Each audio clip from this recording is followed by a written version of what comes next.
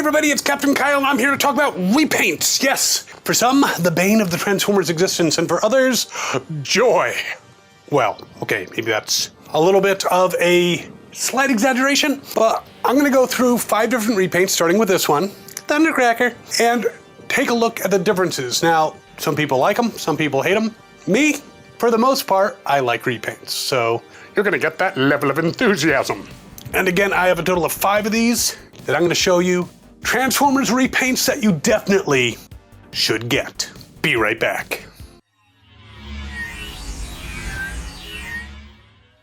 Now this is gonna be a little different because a lot of these toys you've probably seen reviews of, you know, the previous coloration. So it's hard for some of us reviewers to be like, oh, I love this toy, but I just did the exact same mold in another review. So I'm gonna do some comparisons. I'm gonna show you the repainted toy, the original toy, and we're gonna talk about how awesome the repaint is. But it doesn't necessarily detract from the original. Sometimes it does, but we'll take a look. Right now, we're gonna take a look at the brand new Walmart exclusive Transformers the Movie version of Thundercracker, and obviously he is a repaint of Starscream. And for people who are like, oh, I hate repaints, I got 7 words for you. Starscream, Skywarp, Thundercracker, Rumble, Frenzy, Buzzsaw, Laserbeak. Original G1s.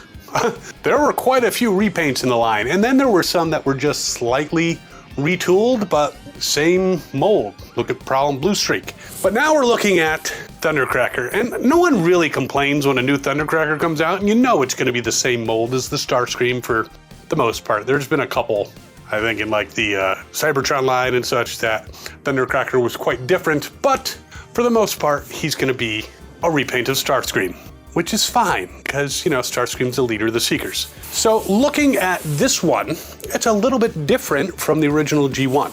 I'm not gonna say it doesn't have flaws, because I've noticed this right wing, fucking loose as hell. Not happy with that. And I just shot off his gun. And he's got the oversized guns and all that, but there have been some changes. He's a lighter blue than the original Thundercracker.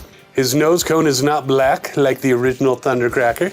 His fists themselves are not black like the original Thundercracker. They are this gray coloration instead, which is not a bad thing. It, one, you know, distinguishes this guy from earlier versions of G1 Thundercracker. And I think it matches the show a little bit more, though I'd have to roll that G1 Transformers footage. Bash Prime one-on-one. Yep, looks more like the show. So, it's very cool. Let's take a quick peek. Obviously, again, repaint of the Starscream from Transformers the Movie, which I've already done a comparison with the G1. He's got the nice new face. Ooh, nice new face. I like the nice new face. Again, he's got the remolded fist, so he can actually hold Megatron. So Megatron looks pretty much the same. You can mix up the Megatrons and you wouldn't even know it. I will say it was easier to attach this Megatron to this fist than it was to attach that Megatron to that fist. Maybe they fixed some things, who knows? And of course, just like the new Starscream, no stickers, which some people don't like, but you know, get some repros. You can put stickers in his feet if you want. You can put stickers on his wings. You can put, I mean, he's got Decepticon symbols there already. You may not want to replace those, but you can put one on his nose cone. I'm sure you can get repro labels from somewhere, like it's hard. And even looking at the side of his arm is black, which I think matches the original, but it's overall Thundercracker. It's a cool version, a little bit more cartoon accurate. Now the launchers, again, they come with these ridiculously long guns, and when you put in the missile, it's the ridiculously long missile, just like the Starscream. Let's see something though. Well, you can kind of put in originals. I have some missiles here that are not so ridiculously long. That just looks like an attachment for a very naughty tool. So you can kind of put in the originals. They're not going to necessarily launch, but if that's the aesthetic you're looking for, the original Thundercracker missiles are not going to match color-wise. I mean, these I just put aside anyway. I'm pretty much going to display good old Thundercracker in his vehicle mode anyway. And just to be a little bit thorough, I'm not doing a full review, but I'm going to transform him, and you can just check out his jet mode. And there he is. I have to say that the gaps on the wings are a little bit bigger than they used to be, it looks like. I think they were a little closer in, but Overall, it's Thundercracker. Again, nose cone, I believe the original was black. I already put his landing gear in the cockpit. He's got blue stripes on his orange cockpit, which is nice. So he's a nice looking jet. There you go. So that's the first repaint. Stop manhandling me. So the next one we have, well, let's look at Optimus Prime. We have this little Legends Core class version, whatever the hell you want to call him, version of Optimus Prime. And he's a cool version of the character. I like him. But we just got Nemesis Prime. He is same size, same mold, but don't tell me he's not a cool character. I know lots of people go gaga over all the Nemesis Prime or the Nemesi Prime, all the Nemesis Primes that are out there. Now what's interesting is, yes, the base toy, let me get this plastic-free packaging, pain in my ass, but good for the environment. Ah, he fell. Comes with a little shit paper, but there he is. Same dude, different colors, different faction symbol. Optimus has the Autobot symbol on his shoulder. Nemesis Prime obviously has the Decepticon symbol on his shoulder. And they're the exact same mold, but are they both cool in their own ways? Yes. Now what's interesting is Nemesis Prime comes with the Energy Axe and not a gun, which is very handy for Optimus because he pulls out the Energy Axe and Optimus just goes, solves the problem. I mean, I would like to also have a gun, but you know, they didn't do that. But what can you do? But transforms the exact same way, so one of the benefits of repaints is you don't have to necessarily learn a new transformation. And there he is, Nemesis Prime in his cap mode. Now, unlike Optimus, which you can basically put his gun on his trailer part, and you can kind of put it on its side, this just has weapon storage right there in the back. So, slight differences between the two as far as weaponry, but otherwise, the deco, I think, is cooler and evil looking on Nemesis Prime. But again, a cool repaint. All right, who do we have next? This is going back a little further, but here is Twin Twist. Well, because he was so popular, which is friggin' amazing, because the original jump starters, you can find them at dollar bins, at flea markets. You can pretty much build an army of them without much problem. But the new Twin Twist, the Titans Returns Headmaster one, was so popular I had to get the Japanese one, which is not only a Headmaster, but a Target Master, so I'm not complaining. But we also have the brand new, well, it's not as new as some of the other ones, but it's the Wreck and Rule collection version of, well, Twin Twist in his Diaclone colors. And he's got this weird stuff. That's going over there. Ah, you can't hide from me. He's got his guns. Now this repaints, despite the different colors, is actually called the same character, but he's from the Diaclone Universe. And unlike mine, that only comes with a single, though, special weapon, this guy has two guns. Say hello to my little friends. But I love Diaclone throwbacks. I have the Ultra Magnus one, Diaclone version. G1 looks very cool. I got a lot of the eHobby stuff that's Diaclone colors of Transformers that they just made different characters. And I love what they did with bringing out a lot of the new molds in Diaclone colors. So I love Diaclone colors. And you could always call him someone else, you could call him Double Bit. I don't know, I'll work on it. But again, a very cool mold, and you can see the differences in the decor. Very similar colors in some areas, but let's admit that the original jump starters were kind of boring in their coloration. And these are kind of boring. They're still cool toys, but the blue and the gray, it's not all that. And it gives you Civil War thoughts. And whereas this is a much more dynamic looking version of the character. They both have heads that pop off. But even these guys, the one in the Diaclone line looks cooler. And even in vehicle mode, it just looks cooler and sleeker. Now these drill tanks are supposed to be able to drill and make tunnels, but I mean, look at that. I mean, he can definitely damage a wall, make it easier to break through, but there's no way he's driving through that. Maybe goes forward, weakens it, blasts away, and then he can drive through, but no way he's just going through. Just doesn't make sense. Maybe with force fields and shit, but no.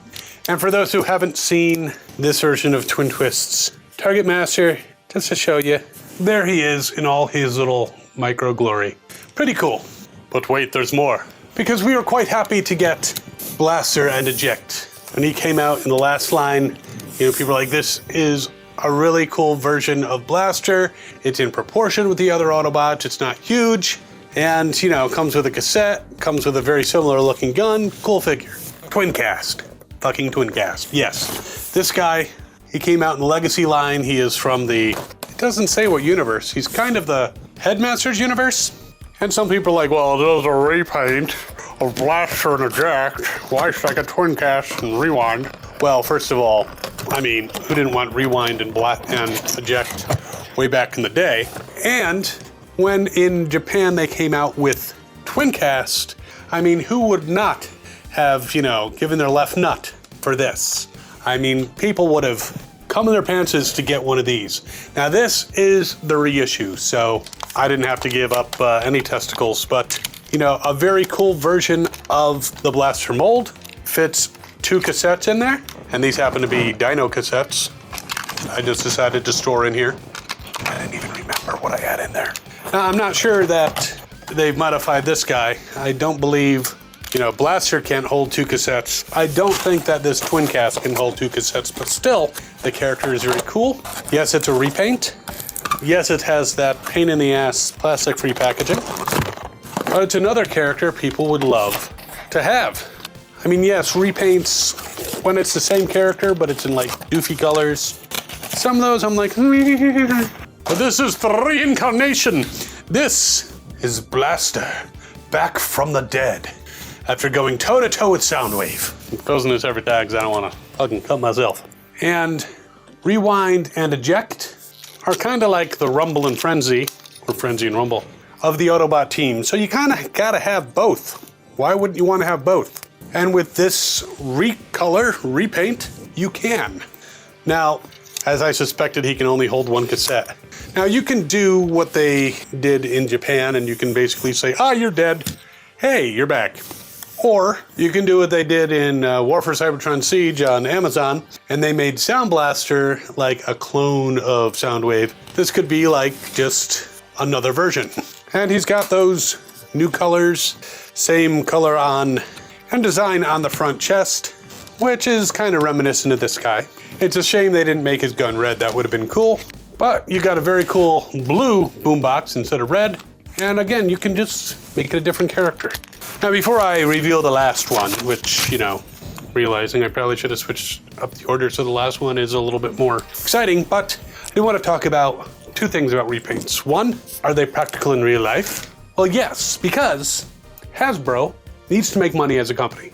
We want them to make money as a company so they can continue putting out toys that we enjoy. If they sell Transformers to some other company or go bankrupt or, get auctioned, who knows when we're going to get more Transformers. So we want them to be a healthy company. Molds, all these little pieces are made by molds, last I knew, and these designs, they cost money. So by doing repaints, the molds get reused again. We get more enjoyable toys. They make more money off the same investment. They remain profitable. It's cool. But let's talk about in-universe. In-universe. Now, the Quintessons eventually took over Cybertron. That's pretty clear. Whether they created it or whether Primus formed Cybertron and Cybertronic life started to form, and then the Quintessons came and said, hey, let's take over. They used assembly lines to make Transformers. Well, robots. They weren't transforming then. It's unclear. It's muddy. It's shrouded in mystery, depending on what universe you're in. But if you're gonna make something, you're gonna design something just like Hasbro, they were off to make a profit. Or if later on, after the Quintessons got kicked off, you're an Autobot engineer, you've been told to put together some new robots to bring to Vector Sigma or the Creation Matrix or whatever makes them into Transformers, grants them a spark, you're not gonna necessarily make a unique design every time. It's not always artistry. You go into a car factory and they're making Lexuses, and the Lexuses are exactly the same, but they put different paint jobs on them. Repaints. There you go. So that would work on Cybertron too. I actually loved at one point I had G1 Bruticus, G2 Bruticus, I had Ruination and Baldigus and 2 different Walmart Ruination. I mean, if you have a team like the Combaticons, why wouldn't you have a bunch of more teams with the same configuration. It makes sense. Same thing with Aerialbots, same thing with Constructicons. But none of those are my last one. But I just wanted to put it out there. Repaints are logical. We've had them since G1 Series 1, and some of them are pretty fucking cool. So, our last one, let's look at Commander Starscream again, but this is the small core class one. And what did they just come out with? A Thundercracker. So Thundercracker's been in this one twice. Don't you feel special? Now this Thundercracker has black fists, just like the original G1. And plastic-free packaging, just like a pain in the ass. But look, big fucking surprise, it's a Starscream repaint. So now these guys are perfectly scaled to go up against, say, Omega Supreme, a number of the Combine Awards guys. I like having them in different sizes. That way, depending on what I want to put together as kind of a diorama or something, a scene, it's pretty nice. So yes, the coloration, obviously blue compared to the original Starscream mold. Yes, exact same mold, but it's cool, and it's Thundercracker. He is one of the original Seeker jets. And there he is, a very cool jet. Yes, one of the original Seekers. I mean, how many people were freaking out because they wanted to get the repaints of Starscream that were Thundercracker and Skywarp? In the Earthrise line, repaints are cool. Some of them, there's a few. I mean, a purple Silverbolt from Beast Wars. But even I have that one, so. But yes, we have some very cool repaints, and obviously I wasn't going to be as exhaustive in my review of these guys as I might have been with a brand new mold, but I do love repaints. Tell me in the comments, what is your favorite repaint in all the Transformers lines? And if you'd like me to do more of these, compare the original to the repaints, like 5 at a time, just so it's not like a 2-minute video. And while you're mulling over these repaints, you can check out this video over here, which is 2 different versions of the same mold, but a very cool, perfect effect, Optimus Prime. And definitely go out. I'm going to put links to all this shit in the description. We will see you next time. I hope you're enjoying these videos. As always, have fun and good hunting.